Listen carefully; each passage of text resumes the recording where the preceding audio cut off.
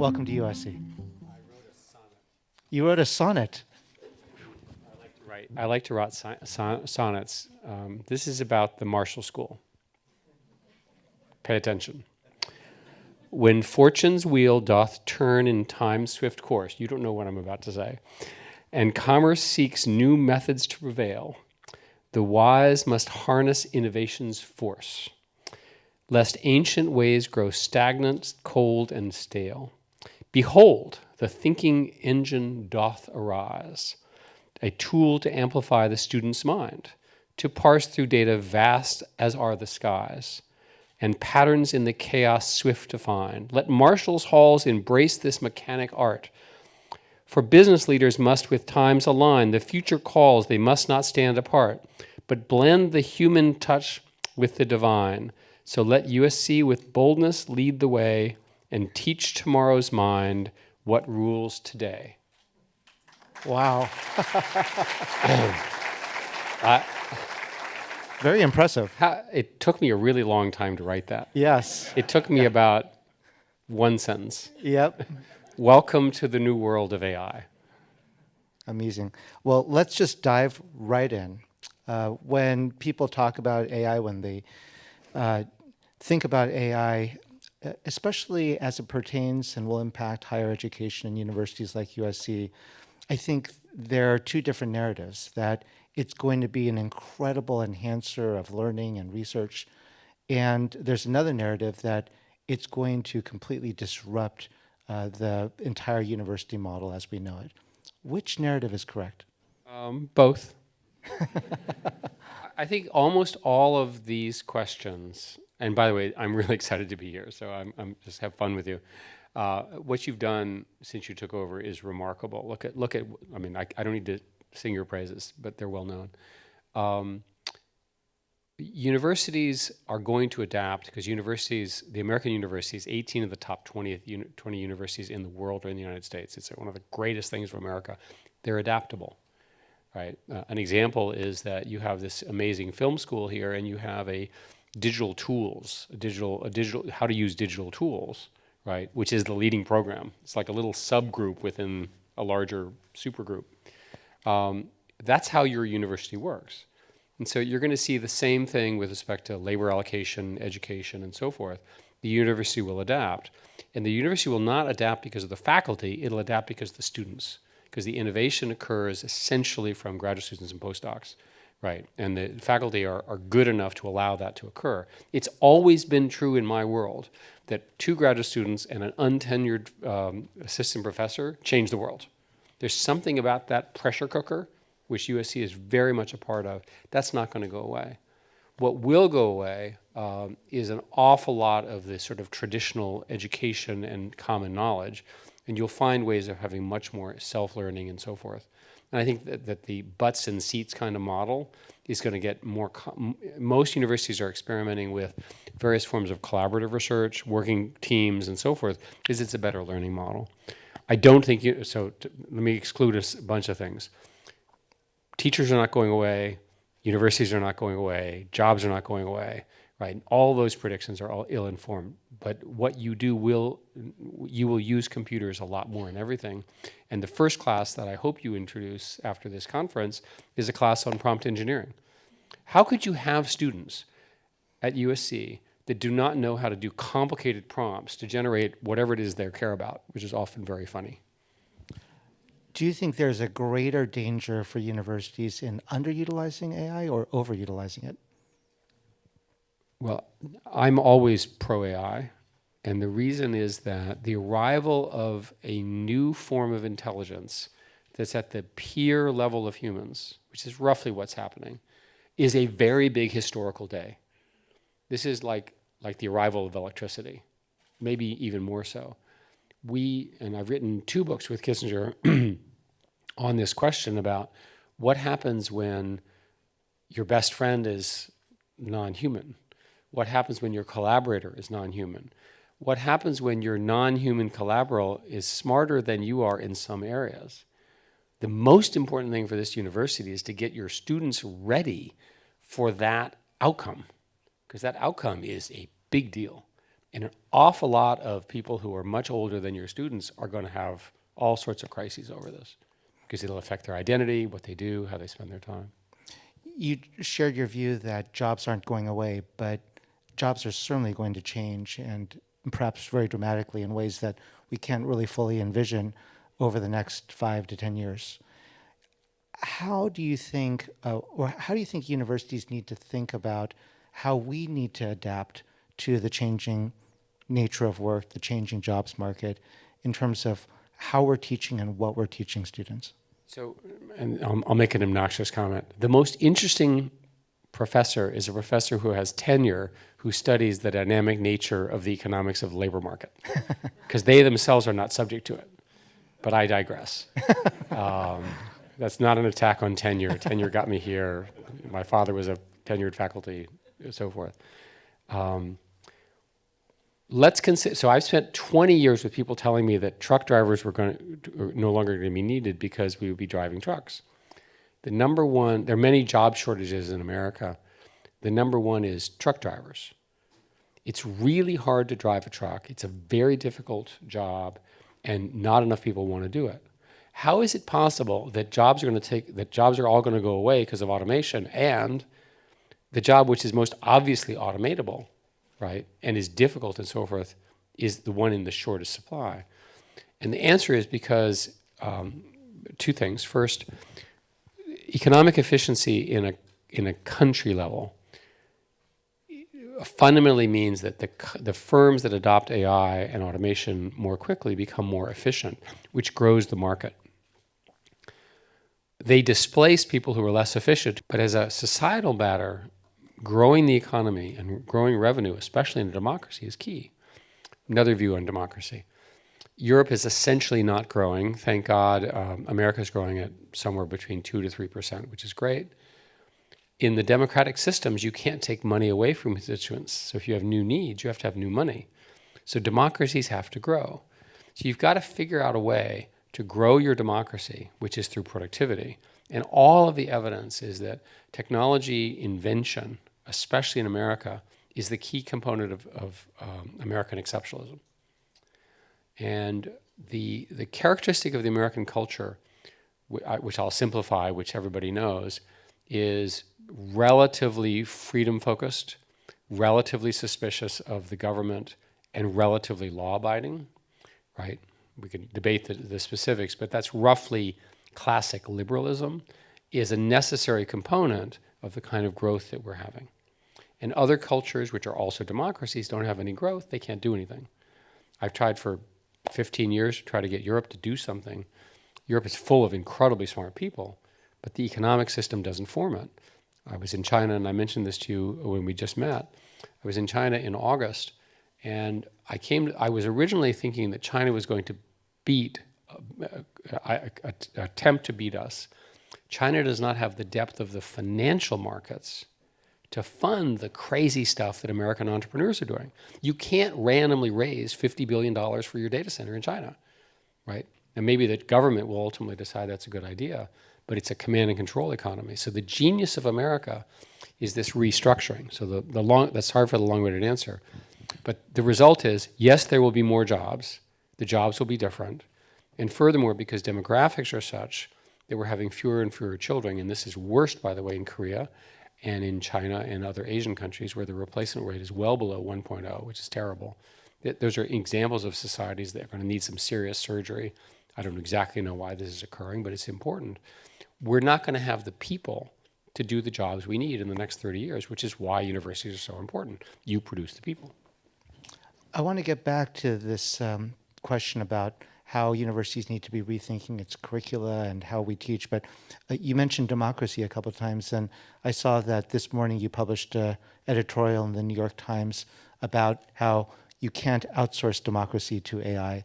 Can you share why you felt compelled to write that? We're in a period where people are frustrated with democracies. I believe in freedom, and I believe in democracy. My political views are clear.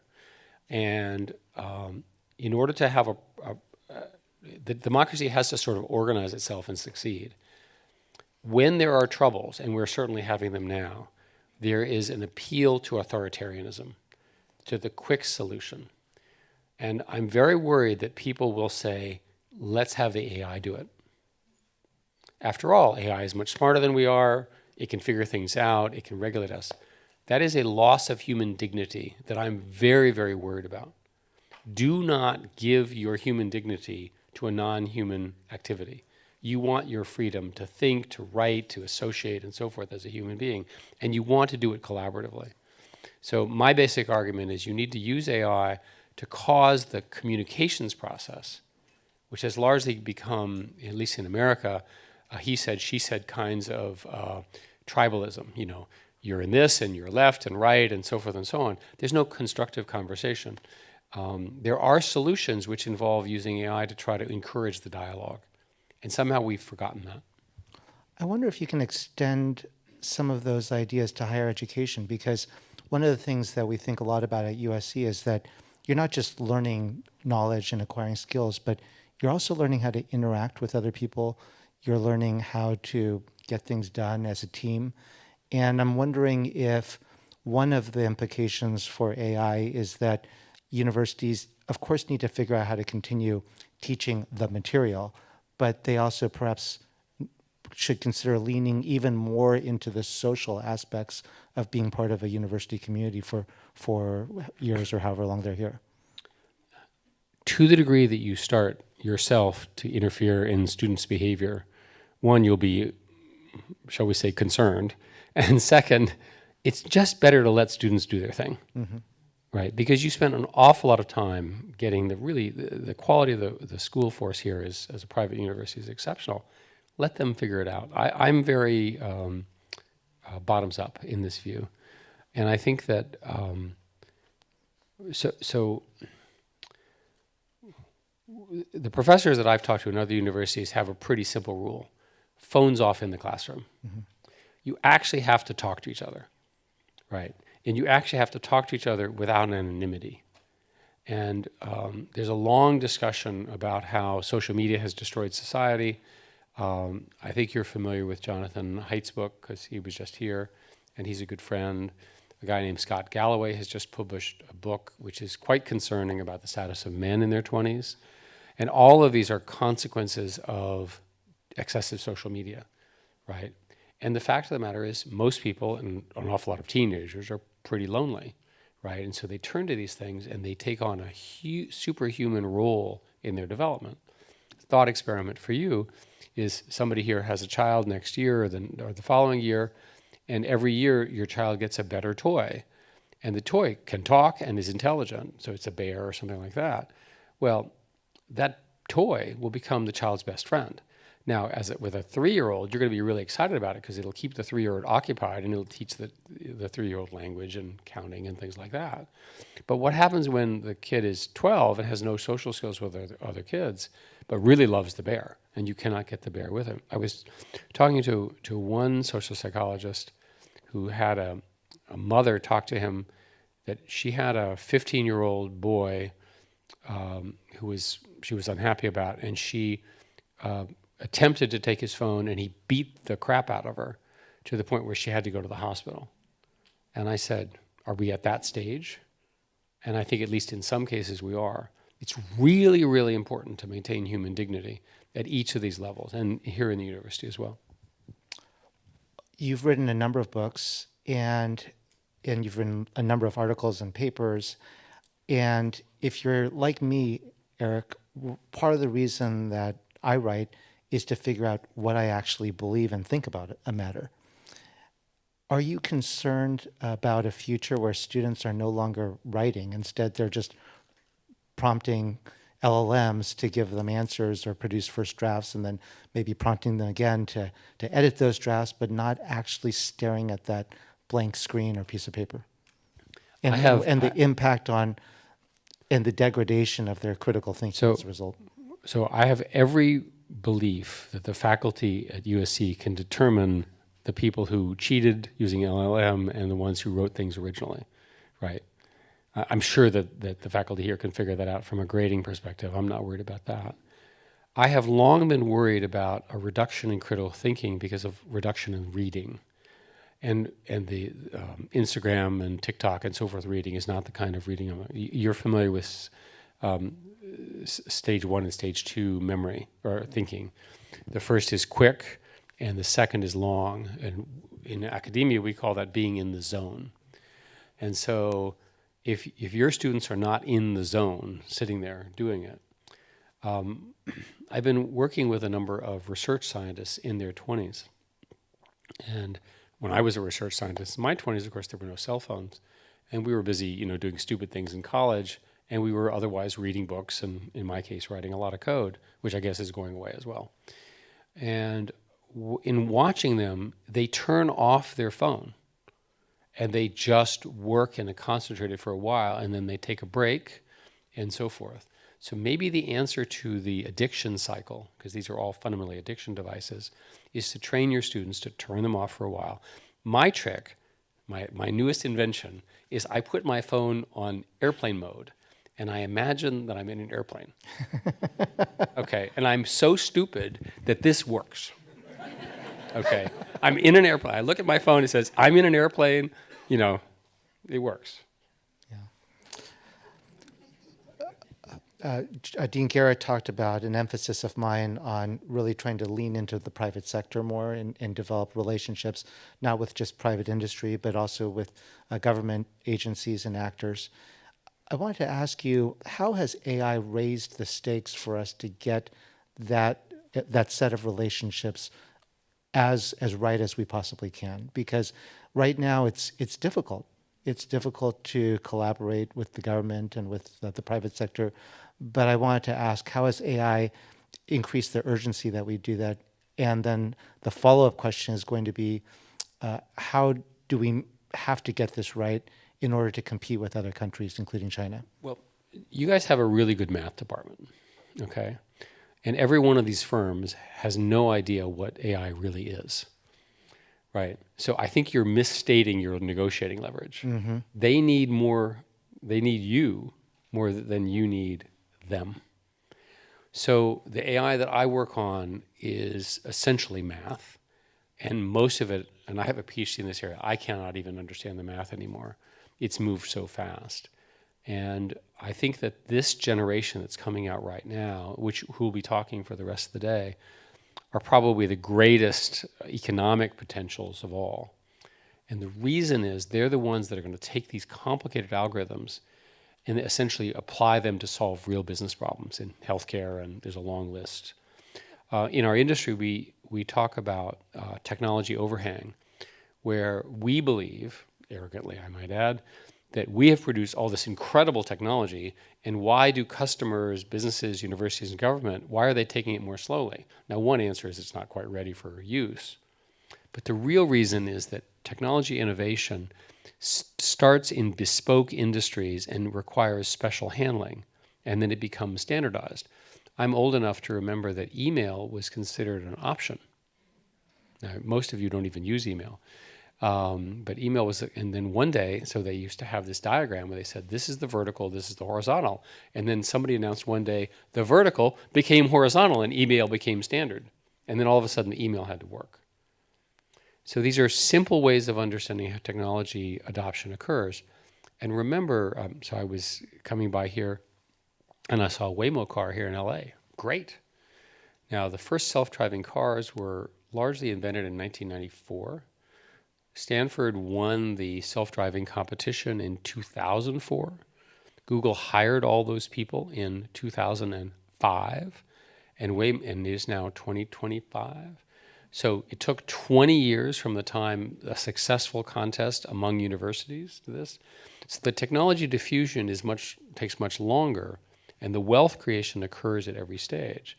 And since we have a lot of business students here, and I'm very pro-business, obviously, remember that the majority of the money is not made at the beginning. It's actually made during the mainstreaming of it, because the mainstreaming creates trillion-dollar industries, and that's where the real wealth will be made. How do you think about China, Eric, in terms of how universities need to balance, on the one hand, the commitment that is part of our academic mission to sharing knowledge, but also the concerns about intellectual property theft, and we see that those kinds of tensions running through all sorts of debates that we're now having with respect to chips, to LLMs, and a lot of other parts of AI. Well, I think you and I agree on this. I'm very strong and positive on foreign students in our American universities, especially at the graduate level. When I was running the National Commission on AI for the Congress, we studied very carefully the Chinese contribution. And it turns out all of the really tippy-top papers in America had 1 or 2 out of the 5 or 10 authors who were Chinese, right? Chinese-born, Chinese-trained. They are an important part of our research infrastructure. We don't want to get rid of them. Furthermore, we don't want to get rid of them after they graduate and send them back to China. That's the stupidest thing ever. So staple a green card on their diploma, whatever it takes, right? You issue diplomas, you have graduation, just take a green card, Sure. And just put it on, just staple it on, right? They can write their name in it, right? Yeah. It's obvious. Yeah, obvious. And so why in the world would we want the top students in the world to be anywhere other than America? Now, if they're criminals, arrest them. It's not that we have like a police force, and they're pretty good, right? You have your own police. What is your problem? Yeah. You have your own police. You can make your own green cards. You do your own diplomas, right? Very- The full very stop simple. shopping. Yeah. So my point here is, if you take the right attitude, then America can continue to lead. There are national resource differences. So as I mentioned, let me just finish on the China thing. China is going to dominate in a set of areas without question. They dominate, and this was a mistake on America's part, the electric vehicle and the battery systems. There's no scenario where American firms will be able to compete at the scale they operate. I think, and this is controversial, that will be true at humanoid robots for the same reasons. Because I went to some of their factories. They're huge, and these people work incredibly hard. So far, if you look at DeepSeek, which is the most impressive of the research groups, they're good. I mean, they've invented a number of profoundly better algorithms to do what is called reasoning, DeepSeek R1 and so forth, but they don't have the scale. So at least at the moment, we're okay.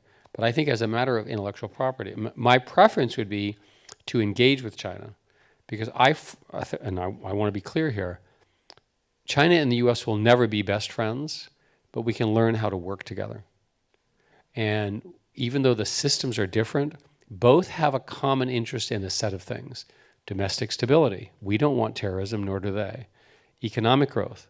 They say they're communists, but they sure look like capitalists to this capitalist, right? And they work very hard, and they're very, very smart.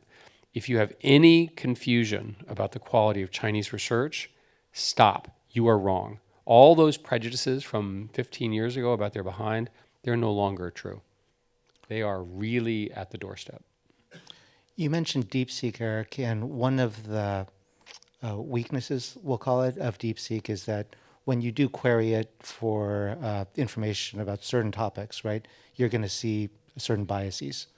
And I was wondering, and there's a whole debate that you're well familiar with about bias in building natural language, LLMs, and whether it's avoidable or even the right way to talk about the issue.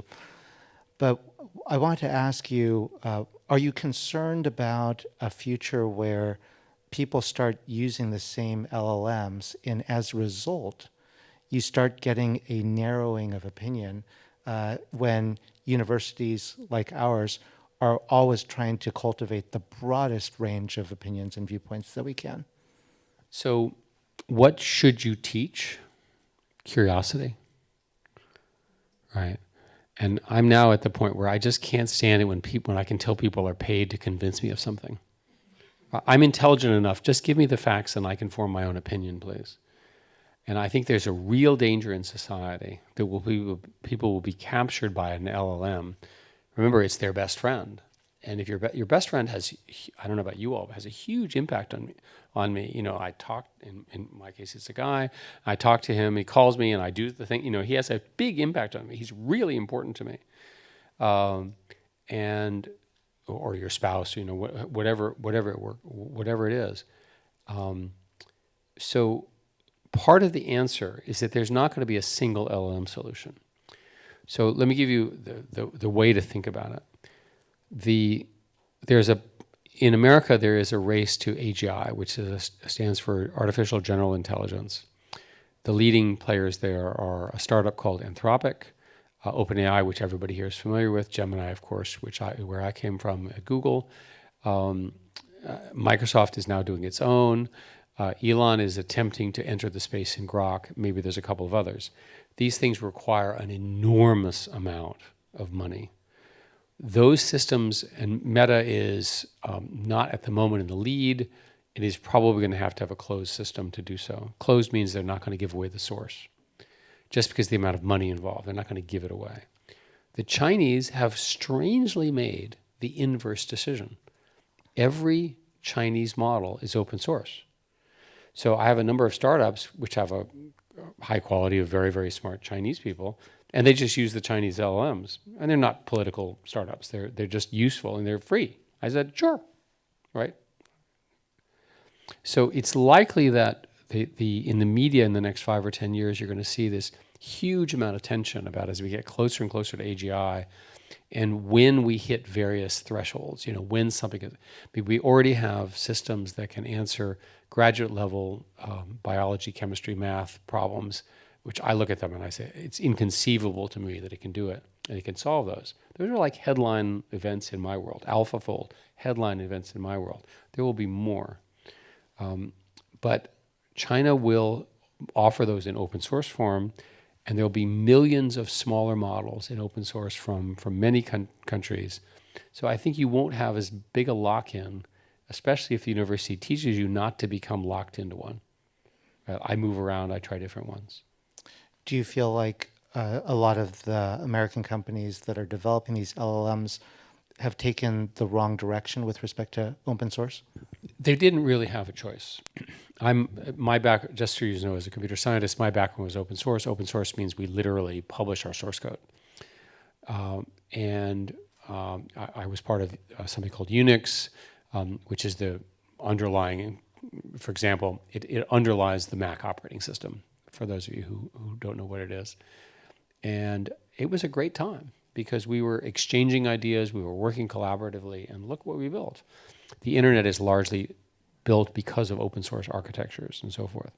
So there's a lot of power in that. I think realistically, if you look, so for example, Sam one day called me up and said, you're going to be happy, I'm going to take Open O3 and do a mini version and release it in open source. And they did, and it's pretty good. Right. So I think there will be attempts by the American companies to release subset. One of the core questions for the American companies is the raw models are so big and so powerful, will they ever release the biggest models?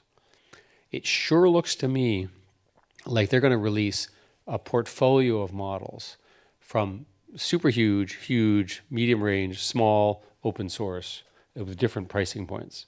And it looks like that's what they're going to do. And the reasons have to do with the cost of serving and the cost of the architecture. Eric, you mentioned AlphaFold, and maybe you can explain a little bit about what AlphaFold was able to do, and your former company, Google, with Demis Hassabis, has just been doing incredible work in bringing AI to generate scientific breakthroughs. And all of this requires a tremendous amount of compute.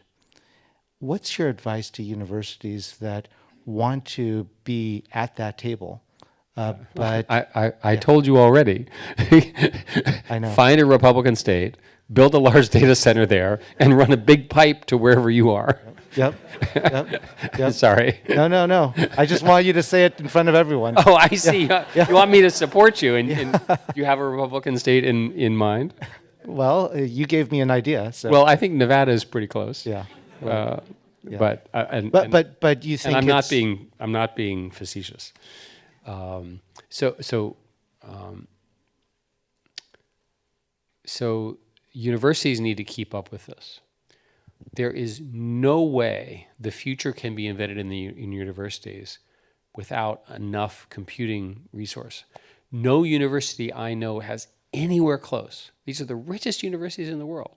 I mean, think about the British university. They have no money at all. At least, you guys, you have a lot of money. It's a private school, very well run, and you don't have it. So first, you need to build a big data center. And many universities are power constrained. And then what I would do is I would get donors to donate the necessary chips. As you know, NVIDIA is 95% of the training market right now. They have amazing chips, and of course, they're now the most valuable company in the world. I'm pleased to report that Google now is working on competitive offerings, and the TPU V7 chip appears to be better than the B300 chip for most training. Of course, that's widely disputed in the industry. That competition is really important. So the answer to the crazy stuff that's going on in tech is hardcore competition, which will benefit the university. Well, I have your number, so we'll be talking about philanthropic opportunities here at USC. So,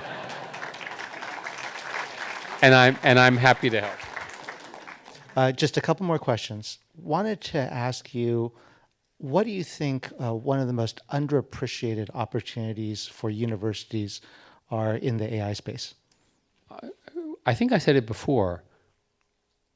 The world I live in, I'll just be very direct, is largely dominated by the most brilliant 20-somethings, men and women, because the stuff is so new that if you're 40, you didn't go through all those painful classes to learn it. Right? Now you're smart at 40, and you can study it and so forth. But the people who have forged through the crucible of their undergraduate work at Princeton, I'm from Princeton, I met with a bunch of sophomores who were doing alternative reinforcement learning algorithms. And I go like, what? As sophomores? I'm sure that's true here.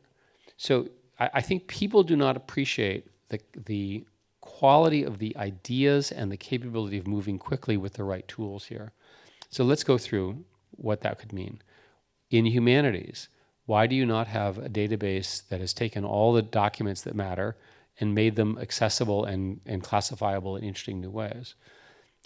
In physics, people are using models called diffusion models, which are hard to explain, but basically you add noise and then you reduce the noise and you discover you discover the underlying pattern. Physics is a lot about understanding the underlying pattern. In biology with AlphaFold, so proteins, the primary things that LLMs, what you know as Open ChatGPT, do is they do sequence prediction. So what they're really doing is they're doing next word prediction. They just do it really well. And I often tell the story that it's like on a Thursday night in San Francisco, and they were sitting at OpenAI, and these are a couple of my friends, and they decided to turn on what became GPT 3.0. So this is 4 years ago. And they said, oh my God, this thing can write. They didn't know. It's a real historical discovery. And there's a moment where that occurred, which will ultimately be recorded in history. And what's interesting is we think, oh, that's so stupid, next word prediction. By the way, how does your brain work? It's called next word prediction. It doesn't use exactly neural nets the same way, and it has other agencies and so forth. But fundamentally, it's closer to the way people think than you're willing to admit, speaking as humans. So what I like about all of this is that the expansion and the speed that is possible when you take next word prediction and you add planning, which is essentially a series of steps, you can kind of do anything. Here's an example. So I like to buy houses. I like to build houses. I want to buy a house in California, which is always a mess. So the first agent, an agent is input and output. The input is language. It has memory and has output, which is language. The first agent tells me where to buy. The second agent consults the published rules. The third agent designs the home with a known architect, which it selects, an actual human. The fourth hires a contractor, an actual human, to build the house. And the fifth agent sues the contractor when it doesn't work. Right? That's a workflow. This is welcome to my world. Now, you sit there and you go, why is this so, why is he giving us such a stupid example? Because you'll remember it. I just described the workflow in a university. I just described a workflow in a hospital. I just described the workflow in government and in businesses. So the agentic revolution, which is how we in the computer industry call it, is the next big thing. So another piece of advice for universities is just start building agents. So if the graduate students in computer science, who in this area will be the smartest, just build an agent orchestration framework to run all the agents and tell everyone else in the university to build agents and have fun. Most of the agents will be kind of useless, but that's okay. It's a university. But people will learn what agents are like. So a combination of right agents, which the computer can do for you, and then prompt engineering, which allows you to program anything, you're kind of done, right? Think about the power of your labor force, which is here in the room. 50,000 total? Boy, I'd take that. Last question, and maybe you started to answer it just now. So I was wondering, Eric, if you could just speak directly to all of the students who are listening today. We see all the headlines, jobs are going away, reorganizations, and I think there's reason to be really, really excited. And there's also reasons for our students who, again, as we discussed, span hard sciences to the performing arts, to be really worried about the future and how AI is going to impact it.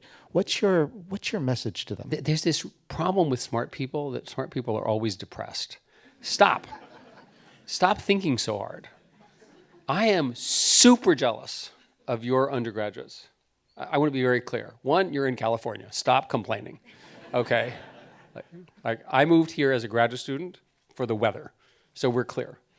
Second, in your lifetimes, you're going to see life extensions to 100 or more. Your children will be infinitely healthier than my generation ever was. Hopefully the world will get more safe and less dangerous. So far, that's generally been true. There are plenty of studies on this. But most important, you're going to work on the arrival of a new form of intelligence that you can work with. And yes, there's all the movies about how the intelligence gets out of control, and then, the lady scientist goes and kills the computer, and the man is, whatever. Those are fun movies, and you're good at movies. But the important thing is the arrival of intelligence is such a productivity increase. And productivity, I mean as a personal level, for entertainment, right? For your social life, right? So start thinking as a 20-something about how you can participate in the agentic revolution and think like a computer scientist. Don't do something for you. Do something for everyone around you and everyone you know and all of their friends. A good rule. So why are computer scientists doing so well besides, as I mentioned, our own arrogance? Because we think in terms of scale. And because I'm well known now, a lot of people come up with me with interesting business ideas, but none of them will scale. Come up with a scalable business model. And why is a scalable business model interesting? Because you can make a fortune, which is why you're in business school. Sorry, you see my point. You should be, in fact, this is probably why you work here. You want to hang out with them because you're jealous of them too. Absolutely. But thank you for having me. This is a great honor to kick this off. Eric Schmidt, thank you for your contributions to our society. Thanks for being here.